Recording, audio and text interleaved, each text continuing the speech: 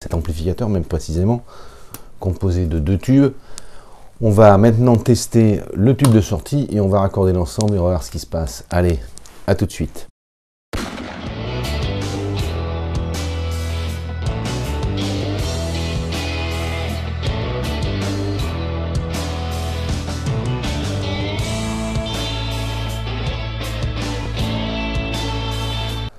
On va maintenant s'intéresser en faisant les mêmes mesures avec cet étage ici, qui entre parenthèses, je me rends compte que j'ai oublié de redessiner le condensateur de découplage de 100 micros.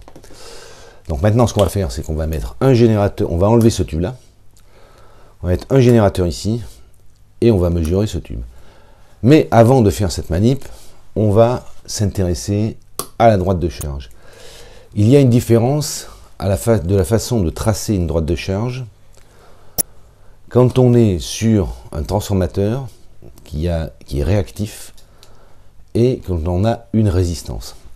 Sur les étages de tension, dans les amplis, quels qu'ils soient, même sur une topologie aussi simple, généralement les étages de tension sont résistifs. Vous rencontrerez des cas où il peut y avoir des transformateurs, par exemple, sur les étages de tension, où parfois, si on veut obtenir une tension très élevée, et on va voir pourquoi, ici, une self. C'est-à-dire qu'on peut envisager de charger un étage avec une self. Le fait de charger un étage, non plus ici avec une résistance, comme on a là, mais avec un élément réactif, que ce soit un transformateur ou une self, affecte en réalité le comportement du circuit. Et je vais tout de suite vous expliquer pourquoi. Si l'on fait le tracé classique, on commence à avoir l'habitude d'un réseau de caractéristiques de triode. On a ici donc le courant d'anode, et là on a la tension d'anode.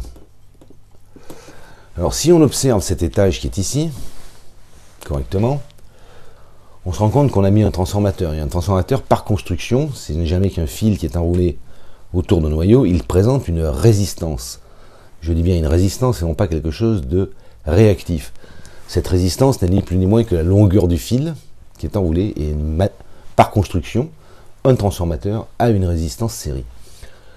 La résistance série que l'on a ici, elle est à peu près, je l'ai mesurée, on peut la mesurer, c'est peut-être la seule mesure qu'on peut faire avec un ohmmètre d'ailleurs, elle fait environ 400 ohms. C'est-à-dire que ici, en réalité, quand on est en statique, c'est-à-dire que nous n'injectons pas de courant alternatif, de tension alternative, pardon, à l'entrée de cet étage, d'un point de vue statique, il voit ici une tension continue et automatiquement une résistance, c'est-à-dire l'aspect réactif du transformateur qui est constitué en fait de 2 selfs couplés n'apparaît pas en statique.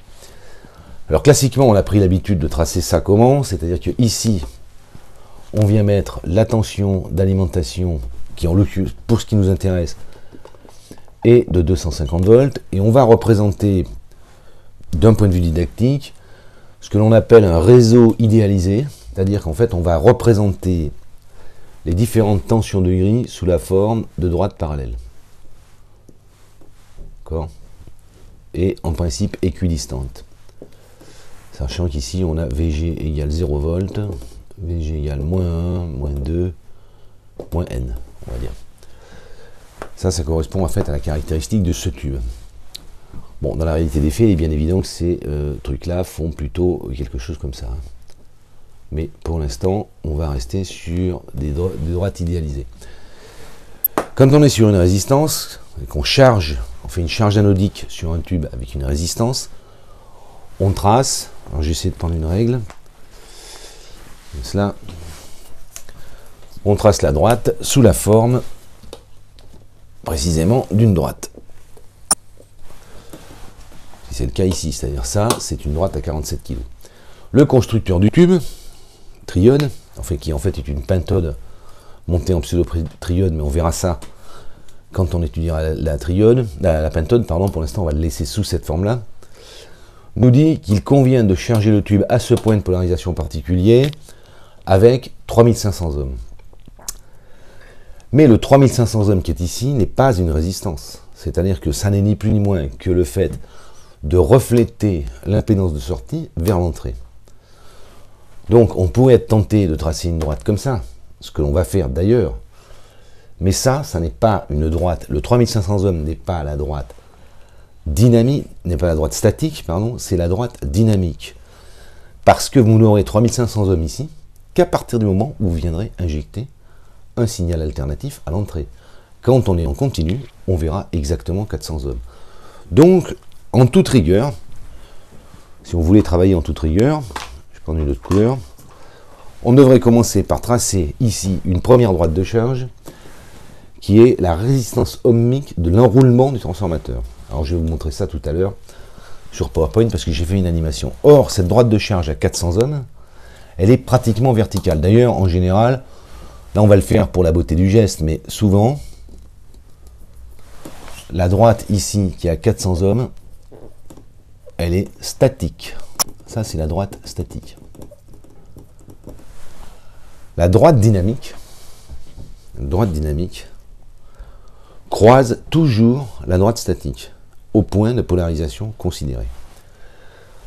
Comme le constructeur, puisque là on part de la note d'application, dans cette conception assez simple, nous dit, pour que ce tube fonctionne correctement avec cette charge de 3500 ohms, il convient de venir tirer, le polariser pour qu'il tire en courant de 35 mA. Alors ce que l'on va faire, on va tracer ici quelque chose à 35 mA. Une droite à 35 mA.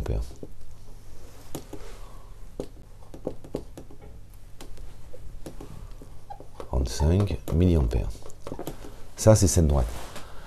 La droite de charge à 3500 ohms croisera forcément, et c'est logique, un peu comme on a fait ici, l'intersection du courant versus la droite statique. C'est-à-dire c'est à partir de là, et c'est à partir de là, à partir de l'intersection de ces deux points, ici, que l'on a le droit, maintenant, de tracer une droite dynamique. Et on va tracer la droite dynamique comme cela, ici.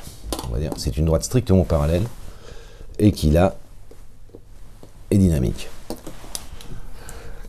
Alors il faut savoir que quand on polarise un étage de sortie, il y a un certain nombre de caractéristiques, un certain nombre de valeurs, on va dire, à impérativement respecter.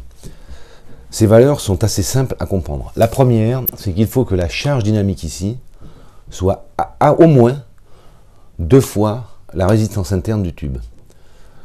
Faute de quoi, on va avoir de la distorsion de manière considérable. A minima, on doit avoir 2 fois la résistance du tube. C'est comme ça, la résistance interne du tube. Deuxième critère à prendre en compte, c'est la puissance. Sur une L84, il y a une hyperbole, ce que l'on appelle une hyperbole de dissipation maximale, que je vais tracer ici, tout de suite, en rouge, quelque chose qui fait comme ça, et qui nous dit que ça fait 14 watts.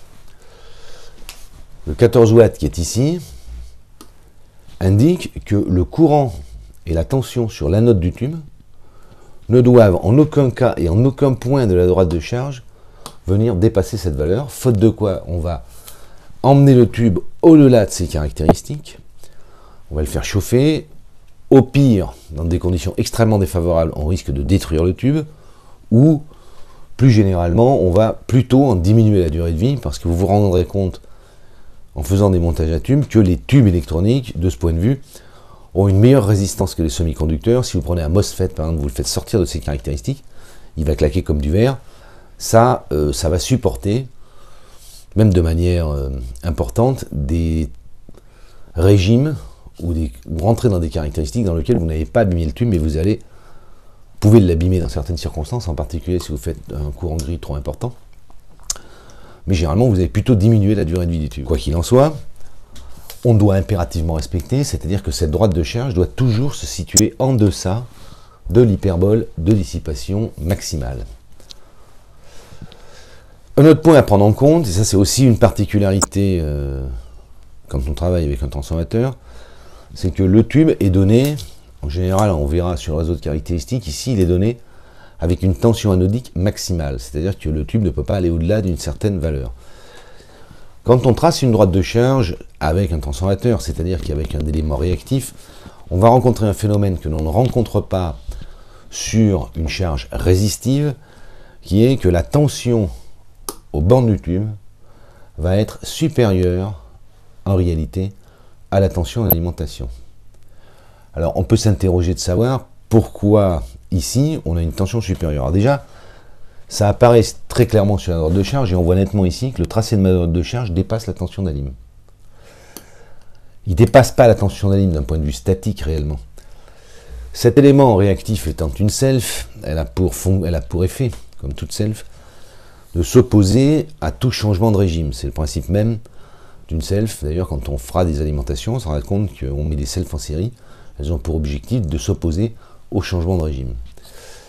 Et évidemment, à partir de là, on va se retrouver avec une tension supérieure à la tension d'alimentation. On le verra très nettement quand on fera la mesure à l'oscilloscope. On verra que la tension ici dépasse la tension d'alimentation. Ça, c'est une caractéristique que vous ne pouvez pas rencontrer sur une charge à résistance, une charge parfaitement réelle.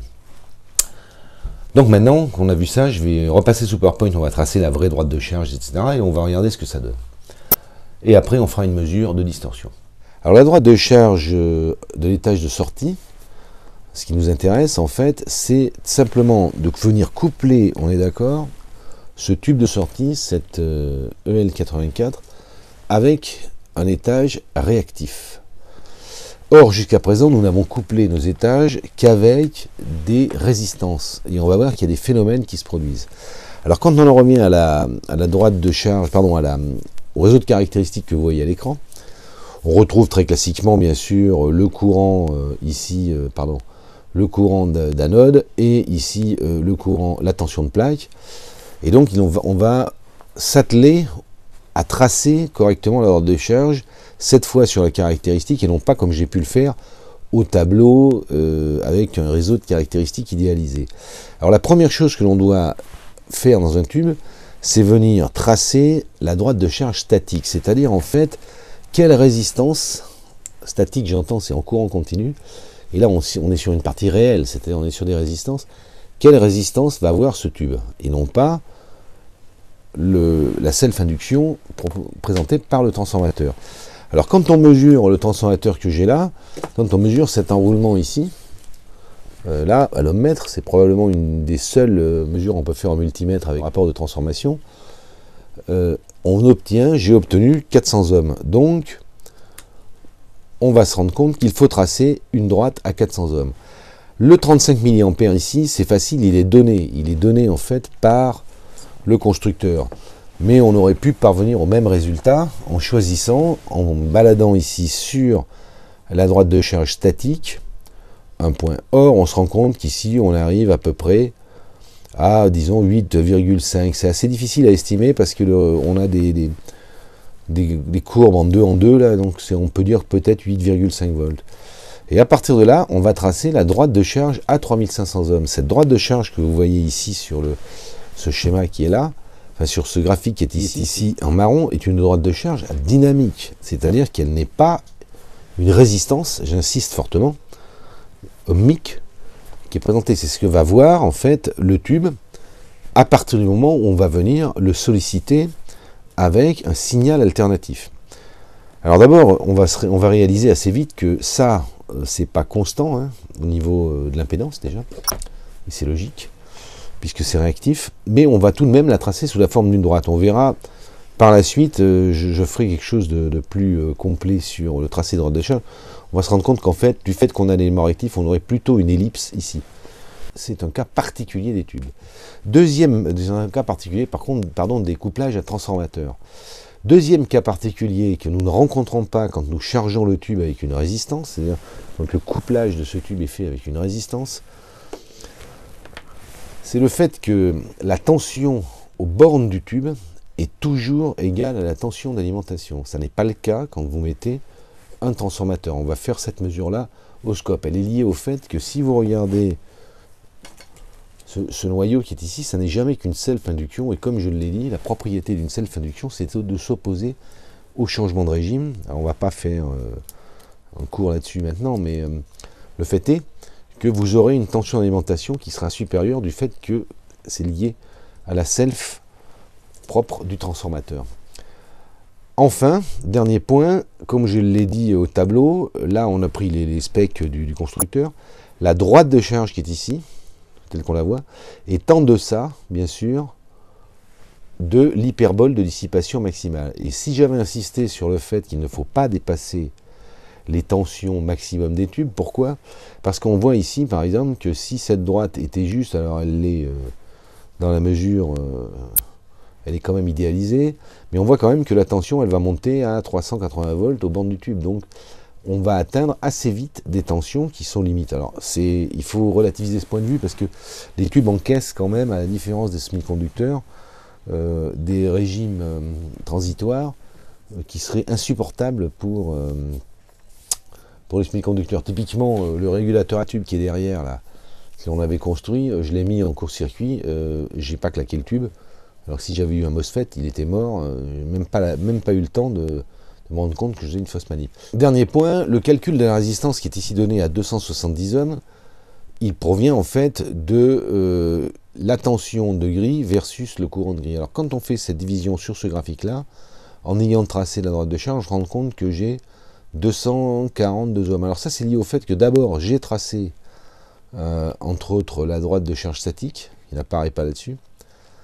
D'autre part, il y a une imprécision, bien sûr, enfin une imprécision pas facile d'estimer, donc j'arrive à 242 ohms au lieu des 270 ohms. Cela dit, je l'ai monté ici avec une 270 ohms et on va en faire les mesures de cet étage. Alors, l'étage de sortie, on va en faire les mesures maintenant. Ben, c'est très simple. La même chose, ce que l'on va faire maintenant, c'est que l'on va substituer, en fait, on va retirer le tube d'entrée.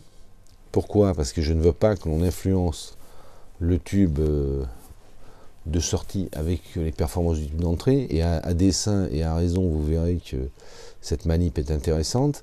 C'est possible de le faire puisqu'il s'agit de lui injecter à ce point précis simplement 6,7 volts. Bon, dans les faits, c'est facile avec le générateur que j'ai ici. Sur des tubes, si vous êtes amené à les driver à 70 volts, c'est une manip que vous ne pourrez pas faire. Hein. Enfin, pas faire facilement. L'idée, c'est de venir rentrer ici le générateur, comme on le voit.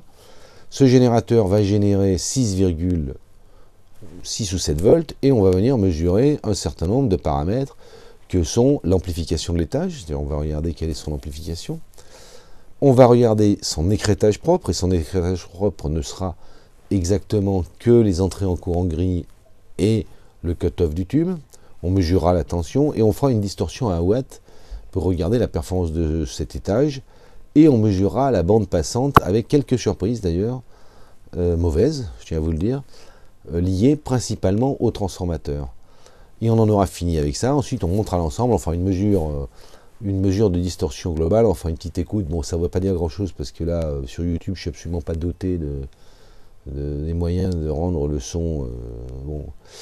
Et dans les futures vidéos, on verra comment on peut améliorer, du moins comment pourra-t-on, moyennant quelques composants élémentaires, améliorer quand même les performances de cet amplificateur qui a des performances faibles, mais qui peut rendre un certain nombre de services. Typiquement, je ne peux pas le voir ici, mais l'ampli que j'ai dans mon labo, ici, qui me sert à même monter les films ou à écouter la radio ou autre, est constitué typiquement de ce genre d'ampli. La seule chose que j'ai, c'est que j'ai deux meilleurs transfos, et si j'ai pris deux tubes PCL 86 qui sont en fait l'équivalent d'une 12AX7 et d'une L84 dans le même tube.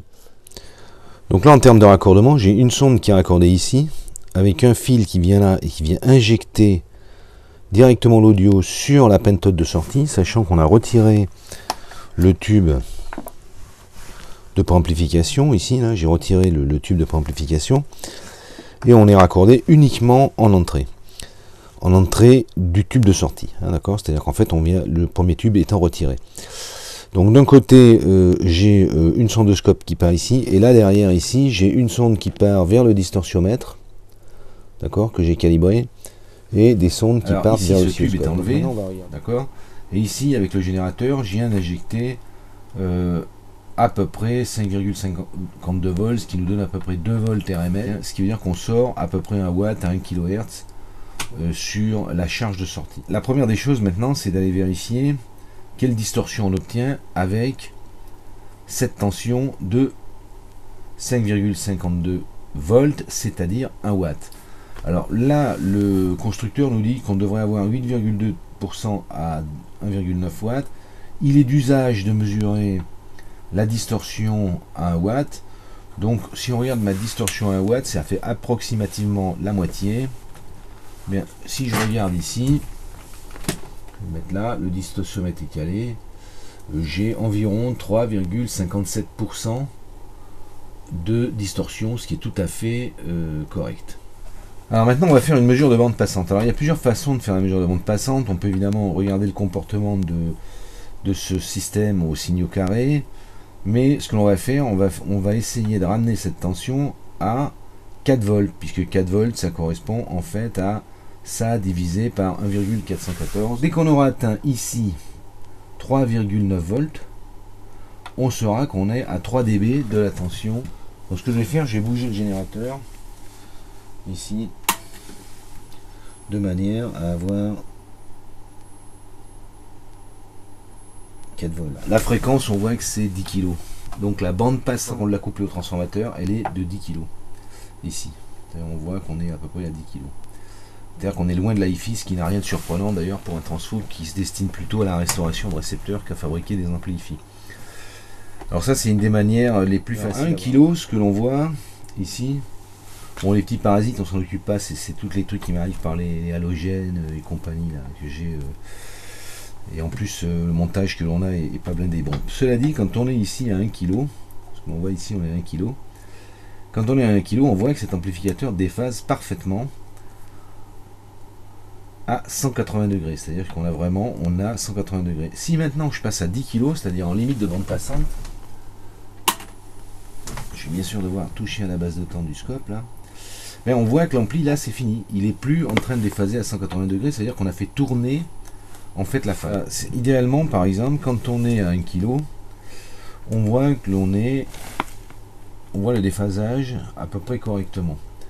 On voit que la courbe est pratiquement droite. Bon, il y a un léger déphasage. En revanche, si on passe à 10 kg, et c'est ce que je vais faire immédiatement, voilà. En 10 kg, on a fait tourner les phases. On voit assez nettement sur l'ellipse qui est là. C'est-à-dire que quand on est sur un ampli, comme celui-là ici, ben, en fait, la phase n'est pas conservée. Alors, en particulier, il y a un gros problème, c'est le transformateur qui est la première source en fait de rotation de phase. Ça, et puis évidemment le découplage de la cathode ici. Alors maintenant venons-en au raccordement de cet étage d'entrée sur l'étage de sortie. Alors qu'est-ce qui va se passer quand on va connecter ça sur ça? Bah, forcément, ici on voit qu'on a un gain considérable. Et là, ici, que cet étage constitue la puissance. Et là, l'accéléré. C'est parti du truc, d'accord. Voilà. Donc là, je vous présente le chat de mon voisin. J'ai pas de chat, j'ai toujours voulu, jamais voulu d'animaux domestiques. Et lui, il vient chez moi, dans mon labo, et il vient pendant les vidéos. Ça, c'est sa grande spécialité. Donc, les conseils que je vous avais donnés concernant les animaux domestiques dans des labos où on fait des tubes s'appliquent à moi depuis que le chat du voisin a décidé, pour des raisons qui n'appartiennent qu'à lui, d'élire domicile chez moi plutôt que chez mon voisin. Voilà, donc on reprend. Donc ce que l'on voit, la trace violette que l'on voit ici, c'est la sortie, c'est ce qu'on a en violet. Et ce qu'on a en jaune, c'est en fait le tube de préamplification. Alors la première des choses, maintenant qu'on a correctement mesuré ça, c'est de venir mesurer la distorsion. C'est-à-dire que là, on a conservé les conditions initiales de tout à l'heure. À ceci près, c'est qu'on a rajouté ici un tube de préamplification. Alors ce tube, en fait, l'introduction de ce tube qui avait déjà de la distorsion, et on va regarder ce que nous sort la distorsion de l'équipement. Voilà, là je suis sur le distorsiomètre qui est calibré à 100%, c'est-à-dire pour 1 watt, en l'occurrence, en fait c'est pour 2 volts RMS sur 4 ohms. Et si je fais ma mesure de distorsion ici, je vois que j'ai 3,6, alors si on peut avoir plus de détails, Voilà, ça en fait 3,74% de distorsion, ce qui est pas mal. Ce qui est pas mal parce que c'est pas très différent que lorsqu'à l'époque on attaquait directement ce tube en direct. Alors il y a une raison à cela. Alors du fait que l'on a deux triodes qui sont en cascade, parce que ça en fait c'est un tube monté en pseudo-triode, il y a une particularité en fait avec deux étages comme ça, de ce que l'on appelle une mesure en compensation de distorsion. Ça il faut que je vous l'explique au tableau. C'est particulier à cette typologie ici. C'est-à-dire qu'en fait ici cette triode a enrichi l'harmonique 2 et cette triode a également enrichi l'harmonique 2. Le fait qu'elle soit en opposition de phase fait qu'on a à tout le moins, on a limité, si on peut dire, la cascade des distorsions. C'est pas une façon, dirons-nous, canonique de régler un problème de distorsion, parce que si les tubes ne vont pas vieillir en même temps, mais il y a un phénomène qui fait qu'ici on avait 0,80% ou 1% de distorsion, donc on aurait pu s'imaginer qu'en cascadant au deuxième étage, la distorsion sera remontée, et c'est pas le cas. La THD qu'on a mesurée au distorsiomètre, elle est relativement égale à 4%, un peu moins d'ailleurs, un peu moins de 4%, à 1 watt, puisqu'il est d'usage de faire les distorsions à 1 watt, c'est très bien parce que comme ça permet, quand on fait la distorsion à 1 watt pour un ampli qui fait 2 watts, il faut savoir qu'on fait la distorsion d'un ampli qui est à 50% de ses capacités on dit de puissance. Quand on fait la distorsion à 1 watt sur un ampli de 100 watts, on obtient des résultats extraordinaires, mais dans les faits, dès que vous allez monter le volume, vous allez vous rendre compte que souvent, ces informations qui sont données dans les fiches produits sont à caractère purement marketing. Mais là n'est pas le sujet. Bon, on a fait ici la THD à 1 watt. Alors, par contre, qu'est-ce qu'on constate? On constate que la distorsion globale de l'ampli, une fois qu'on a raccordé les deux tubes, elle n'est pas supérieure, voire un peu meilleure même, on pourrait dire, que la distorsion qu'on avait directement quand on a testé ce tube ici avec un générateur basse fréquence. Alors la question c'est pourquoi? Alors il y a deux réponses à cette question. La première réponse, qui tombe sous le sens si on réfléchit 2 minutes, c'est qu'on a vu que cet étage ici, tel qu'il était configuré en ne découplant pas cette résistance, à 7 volts, et encore on n'est pas tout à fait à 7 volts ici, on va être à 0,85% de distorsion en regard d'ici où on a 4 watts.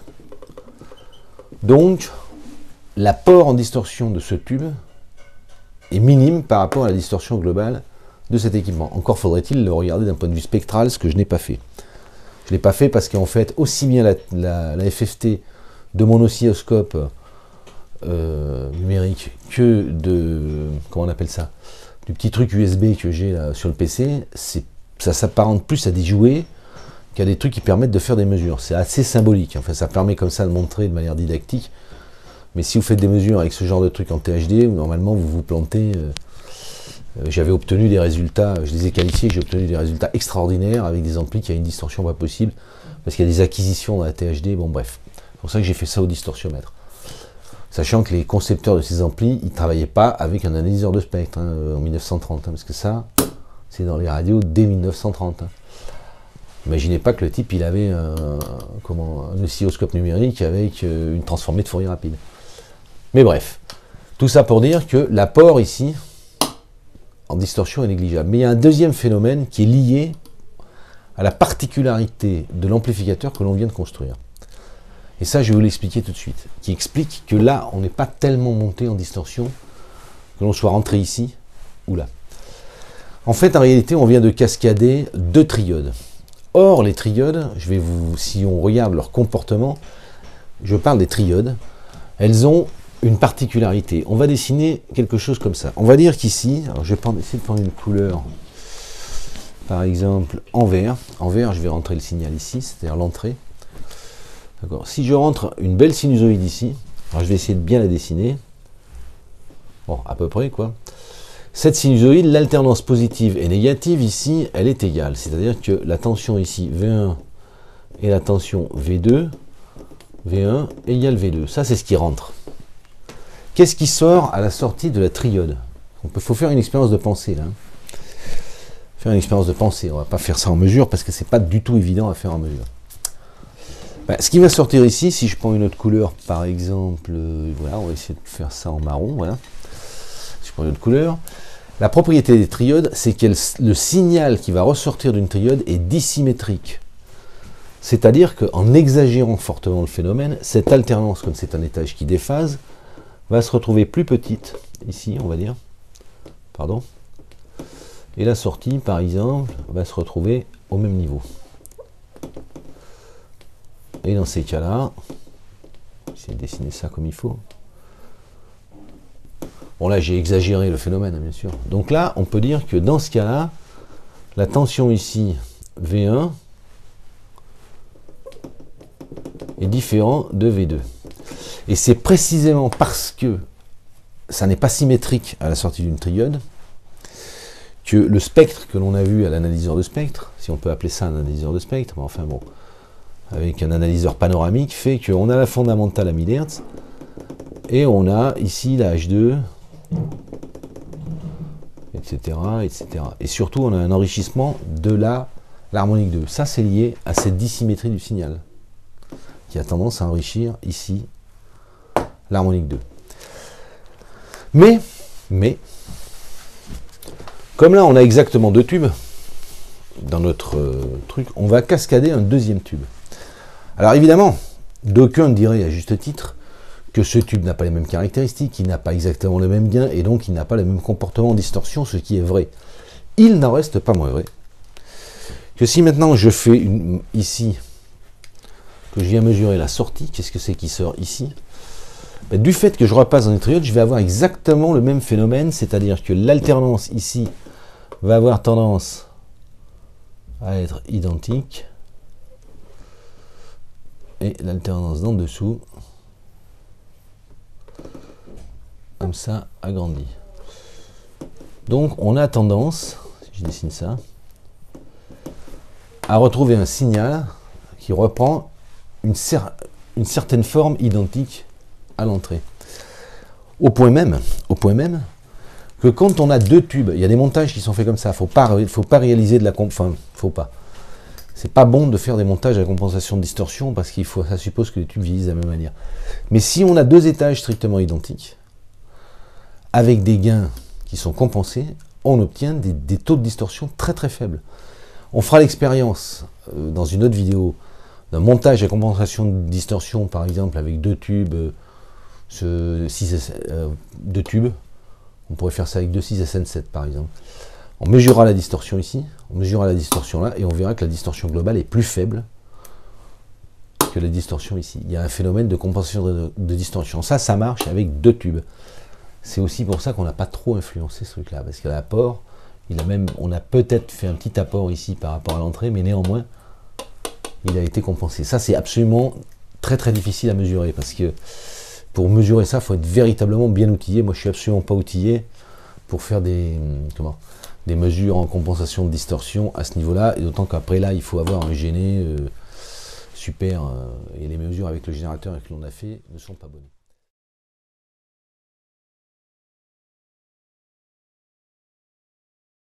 Donc maintenant, on va se déplacer ici, on va déplacer la sonde de scope ici. Je vais utiliser un petit stylet. Je vais me mettre là. Je vais me déplacer ma sonde de scope ici et je vais mesurer la tension.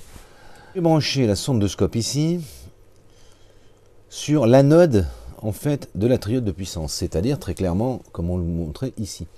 Et on voit qu'ici on obtient une tension là entre la masse et ici de 348 volts. Alors en principe, si on se mettait au milieu, en essayant de se caler à peu près au milieu de la sinusoïde, voilà, on va retomber à 237 volts. Bon, je ne sais pas si je suis tout à fait au milieu, mais enfin bon, à peu près. À 237 volts, qui est la tension en fait que l'on avait sur le tube. Donc on voit bien, effectivement, que quand on charge un tube de puissance avec un élément réactif, c'est tout à fait logique. On a une tension ici qui est plus élevée que la tension d'alimentation. C'est-à-dire que pour être clair, ici, la tension qui se trouve là s'élève largement au-dessus de la tension d'alimentation, du fait qu'on a effectivement ici un élément réactif.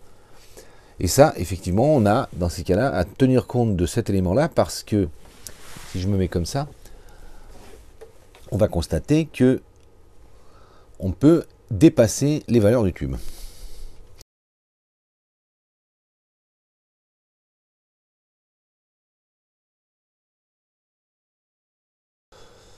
On avait vu que ce driver, c'est-à-dire ce circuit qui est ici, pouvait monter jusqu'à 100 volts. Mais évidemment, quand ce driver va excéder la tension ici de gris, ce tube va rentrer en courant gris, c'est-à-dire des électrons qui vont rentrer ici, enfin qui vont plutôt, oui, en courant, qui vont rentrer ici et redescendre à la masse. D'accord? Et donc l'impédance vue d'ici va s'effondrer.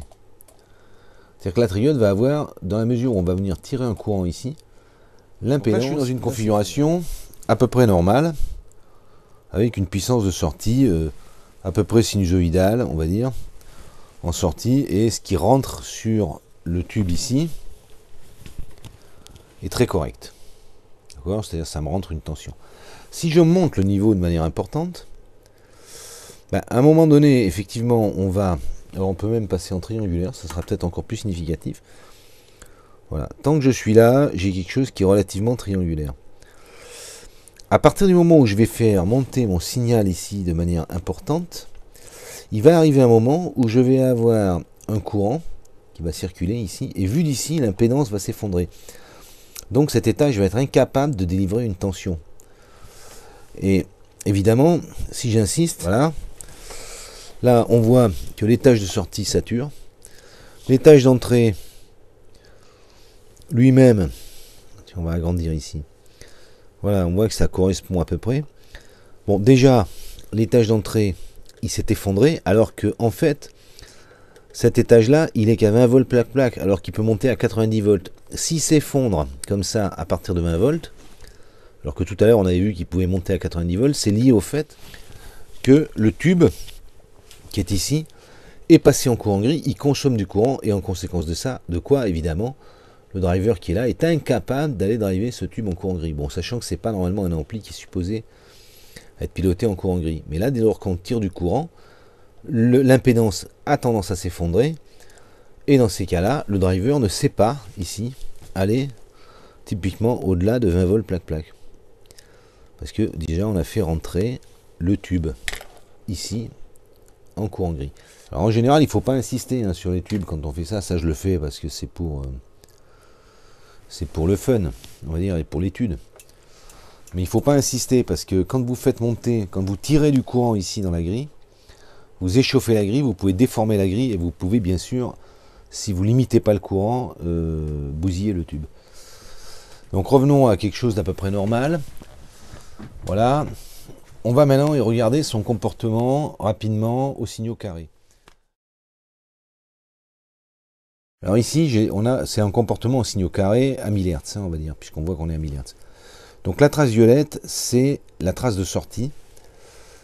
Et la trace jaune, c'est l'entrée. Alors elle est plus arrondie que tout à l'heure, parce qu'évidemment, ce que l'on voit, c'est ici, c'est cette sortie-là. C'est pas le générateur que l'on voit. Mais on voit déjà que le truc s'arrondit. Donc ça, c'est lié, et c'est tout à fait logique, c'est lié à la limitation de la bande passante que l'on avait vue. Ça, c'est significatif, en fait, qu'on a ici un filtre passe-bas, en fait. Même chose de l'autre côté. Alors là, on est à 1000 Hz. Si maintenant je passe à 10 kg, qui est en limite de bande passante, et on va voir ce que ça donne, ben, là, on n'est plus du tout dans un signal carré. Alors déjà, ici, ça s'arrondit sérieusement, d'ailleurs, sur la partie driver. Mais par contre, la sortie, voilà, on est vraiment arrivé au bout du bout. En plus, on voit qu'on est en train de déphaser. Enfin bon, bref. Et si maintenant on regarde le comportement en sinusoïdal, on se rend compte que les deux signaux sont totalement différents. On voit que cet ampli, en fait, il y a un déphasage à 10 kg. C'est ce que l'on avait vu tout à l'heure quand on avait mesuré directement le tube de sortie. Donc en fait, ce qui conditionne un ampli à tube, essentiellement, même au-delà des points de repos, au-delà des corrects droites de charge, c'est exactement ça qui bousille tout. Parce que le transformateur, vraiment, c'est l'élément vraiment absolument crucial dans un amplificateur à tube. C'est-à-dire que vraiment, si vous ne pouvez pas faire un bon ampli avec un mauvais transfo. Donc je pense qu'on a coupé, on peut se retrouver au tableau maintenant pour une série de conclusions sur cet ampli. Alors tirons quelques conclusions. Alors on a vu que cet amplificateur nous sort à peu près 4% de distorsion à 1 watt tel qu'il est construit actuellement, que l'apport en distorsion est principalement lié à l'étage de sortie, c'est plus précisément d'ailleurs au couplage du tube avec le transformateur de sortie,